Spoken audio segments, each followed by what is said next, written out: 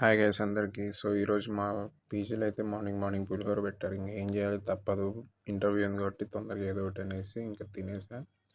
So, పులిహోర అంటే అదేం పెద్ద టేస్టీ కాదు. అక్కడక్కడ చెనిక్కాయ పప్పులు ఉంటాయి. అవి ఏరుకొని తిందాం అనేసి తెచ్చుకున్నాను అనమాట.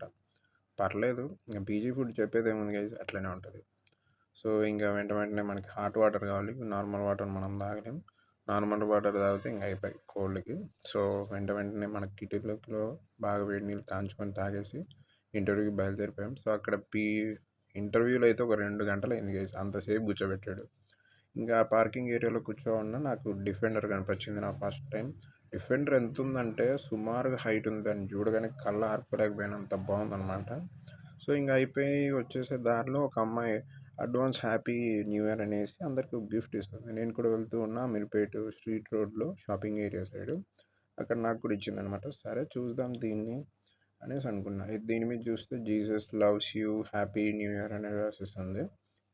సో ఏంటబ్బా ఇది, కొంపదీసి ఏమైనా చాక్లెటా, లేదంటే ఏమన్నా స్పెషల్ గిఫ్ట్ ఏమన్నా అమ్మాయి ఏమన్నా ఇస్తుందా, లోపల ఏమన్నా ఉంటుందేమో అని చాలా ఫాస్ట్గా ఓపెన్ చేశాను.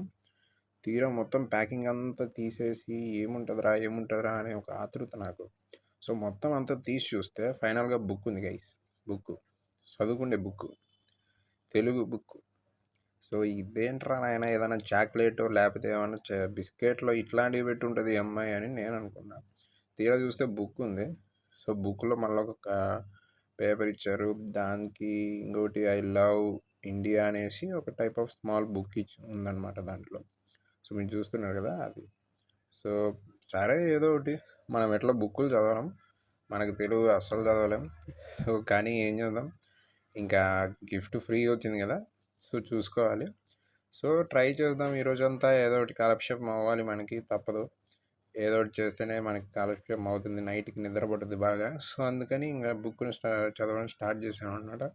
అట్లా చదువుతూ నేను చదవట్లేదు లేండి, మామూలుగా పేజీలు లెక్కెడతాను.